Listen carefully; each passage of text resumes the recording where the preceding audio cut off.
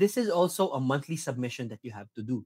Okay, so every month, so again, February reports January, March reports Feb, and then April reports January, February, March. Okay, so ganun yung idea, and so on. For February and March, basically, you just state, oh, ito yung mga withhold ko, binabayad ko na. It's very simple. But when you start filing the 1601 EQ, the quarterly forms, these are more involved kasi you also have to provide what's called the quarterly alpha list of payees. And at the end of the year, you also have to provide what's called, kumbaga parang a summary for the whole year for your withholding taxes, 1604E. If you're a withholding agent, you have expanded withholding tax as one of your tax types, this is something you have to comply with. Depending on the industry of the person you're paying, for example, they are a management consultant, or let's say they're a messenger, iba-iba yung rate.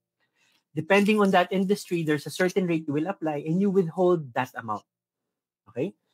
If you are paying na VAT, yung vatable sale lang. So, hindi kasama yung VAT na tax. No? Basically, yung base amount, you multiply by the rate that you're applying, again, based on the industry, and that's how much you withhold.